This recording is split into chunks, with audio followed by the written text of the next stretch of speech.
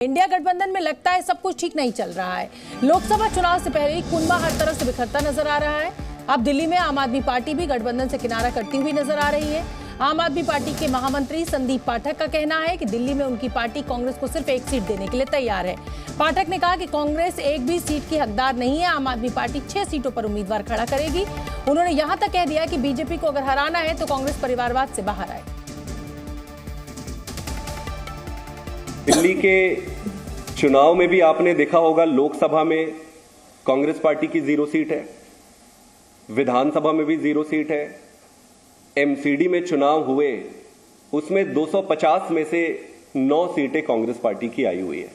जो अलायंस का धर्मा है और अलायंस का मान रखते हुए, कांग्रेस पार्टी की मान रखते हुए भी हम उन्हें 1 सीट ऑफर करते हैं, तो हमारा ये प्रपोजल है कि कांग्रेस पार्टी 1 सीट पे लड़े और 6 सीट पे आम आदमी पार्टी लड़े।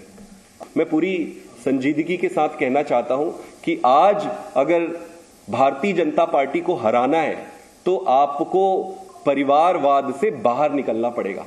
हमें यह नहीं देखना पड़ेगा कि कौन किसका रिश्तेदार है, किसको टिकट देनी चाहिए, किसका कौन रिश्तेदार है, किसको टिकट। आप प्योरली इस बात पे आपको जानना पड़ेगा कि कौन सी सीट कौन जीत सकता है और भाजपा को कौन हरा सकता है।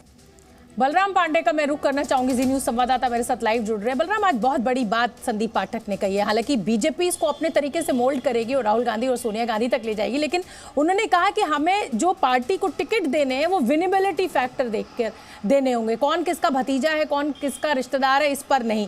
तो कुल मिलाकर ये जो आम आदमी पार्टी के सुर बदल गए हैं, अब इसको कैसे समझा जाए और क्या माना जाए कि इंडिया गठबंधन में अब कांग्रेस अकेले और बाकी सब दल अलग?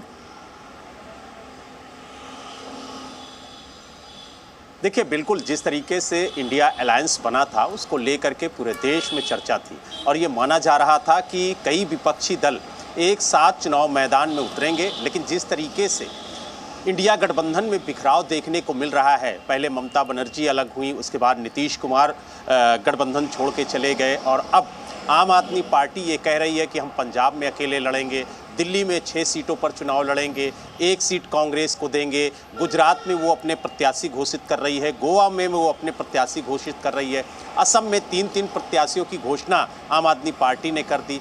तो कहीं ना कहीं जो सीट बंटवारे को लेकर के है वो चर्चा नहीं हो पा रही है और शायद यही वजह है कि अब आम आदमी पार्टी भी खुलकर चुनाव मैदान में उतर चुकी है और एक के बाद एक अपने प्रत्याशियों की घोषणा कर रही है। लेकिन आज सबसे बड़ी बात जो संदीप पाठक ने कही है वो ये है कि अगर भारतीय जनता पार्टी को हराना है तो कांग्रेस को परिवारवाद से बाहर निकलना होगा।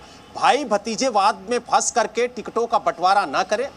जो सीट जीत सकता है, जिस पार्टी का सीट जीत सकता है प्रत्याशी, उसे टिकट दिया जाए। और इसीलिए उन्होंने कहा कि हमने जो गुजरात में 2 प्रत्याशियों की घोषणा की है, हमें उम्मीद है कि वो दोनों प्रत्याशी चुनाव जीतेंगे और यही वजह है कि उन्होंने गोवा में भी एक प्रत्याशी चुनाव मैदान में उतारा। लेकिन कहीं ना कहीं अब देखिए दिल्ली को लेकर के पेच फंसता हुआ नजर आ रहा है। पहले तो 4-3 का फॉर्मूला सामने आया था, लेकिन अब ये 6-1 का फॉर्मूला आम आदमी पार्टी ने आज दे दिया है। छोटा सा जवाब।